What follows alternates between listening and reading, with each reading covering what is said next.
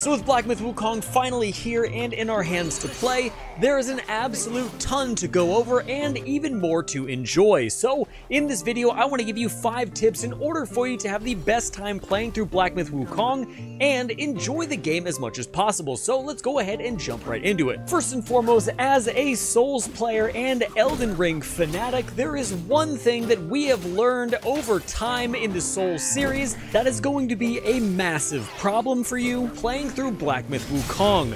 In Elden Ring and Dark Souls, we are taught that rolling is the best option and only way to dodge, which in those games it 100% is. However, in Black Myth Wukong, you are going to get absolutely wrecked if you treat it like the roll system in Elden Ring. The dodge system in Black Myth Wukong is the only way to avoid damage unless you're out of range of the attack, and if you abuse the dodge button, you are going to run out of stamina and be completely useless in a boss fight for a good 5 to 6 seconds. In order to make this not happen, you need to really abuse the perfect dodge moments. Perfect dodge is going to occur when you get the dodge button pressed the exact moment that your enemy is attacking you. You will leave an after image of yourself in front of the enemy, and you will then be able to go in and get a few more hits before they turn around and start hitting you again. I have made this mistake way too many times where I just keep spamming dodge without realizing it, and I am left completely open and vulnerable, ready to get absolutely wrecked by the mini bosses of Black Myth. The next tip I want to make you guys aware of is within actual combat. So Black Myth Wukong's combat from the Destined one is incredibly flashy and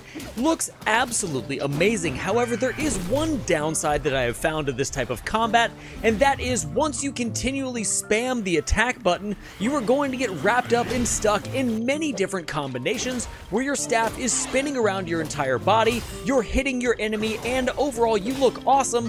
However, there is one major problem with this. You are going to get caught in combos and you are going to get hit, and I have found that when I'm stuck in these combos, I cannot hit the dodge button until the combo is completed. So in order to negate this, my advice is to get a few combos in, back off for a second, hit a few times, watch what your enemy is about to do, and then once you realize that you're going to be able to get off a full combo, go ahead and start spamming that attack button once more. This is a really annoying aspect that I have found of the game. I have been caught in many different combos as I'm trying to kill enemies and bosses, and I can't get that dodge button push because I'm just spinning my staff around too much, and in doing so, I'm leaving myself open for attack. For our third tip on the list, you have a ton of different places where you can put sparks in all the different talent trees that the Destined one has. However, at the beginning of the game, I highly recommend that you get as much health that you possibly can.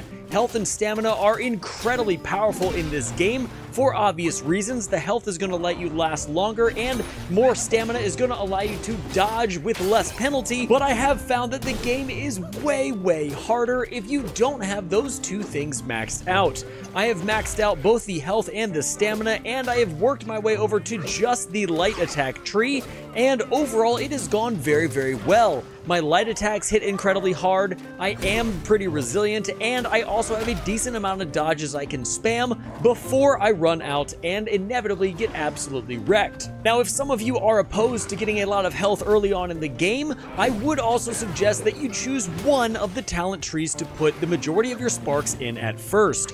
Whether it's going to be your spells or your staffs or your martial arts, whatever it might be, that needs to be all the way maxed out before you go on to the next talent tree. This is not only going to allow you to do more damage with certain attacks, but it's also going to allow your combos to give you different perks as you're using them in battle. Tip number 4 is more about a spell you need to be using as much as humanly possible because it's already broken within the game, and that is Immobilize. This spell has an entire talent tree linked to it where you can upgrade the entire spell to be absolutely god tier and stop massive bosses.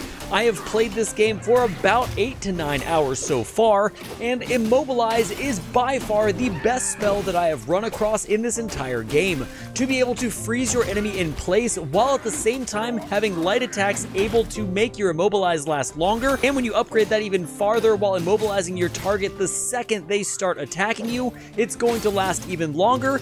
This spell is absolutely incredible. It is definitely a spell that needs to be on your taskbar always, and using it is absolutely amazing. And the last tip has to do with the intricate and kind of odd crafting system that is given to us in Black Myth Wukong.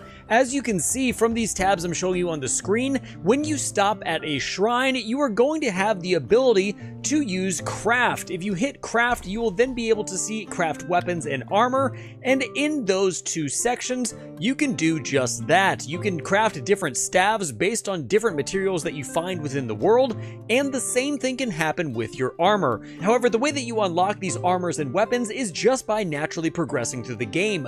Typically, as you get to a point where you need a new armor that has a certain benefit to it, the game will unlock it for you automatically, and you will just have to use materials gathered in the world to craft those items. I have noticed though that silk is very hard to come by and is only dropped by those bigger bosses at the end of chapters or randomly throughout the world that you're trekking through. Regardless, whenever you do see the little red dot icon next to craft, you do need to take a look at what you can craft next, because there is a very good chance that the armor that you can get is going to help you in the next boss fights coming up, and it will have a skill that's going to benefit one of your spells that's in your spell bar. So just constantly keep a lookout for that so that you're not going into a brand new area with some bad gear. And guys, there you have it. That is going to be the 5 beginner tips that I think that you should have, especially when going into Black Myth Wukong. This game is incredibly unforgiving, and having all those tips mastered by the time you get to the first few bosses is definitely going to help you out in the long run. If this video helped you or you found some value in it, go ahead and hit the subscribe button and the bell notifications so you guys can know when I'm making more. We got a ton of Elden Ring content, Monster Hunter World, as well as Black Myth Wukong content coming on the way. So with that being said, thank you guys so much for being here and hanging out. Leave your tips down in the comments below, and until next time, stay safe, enjoy the game, and I'll see you in the next one.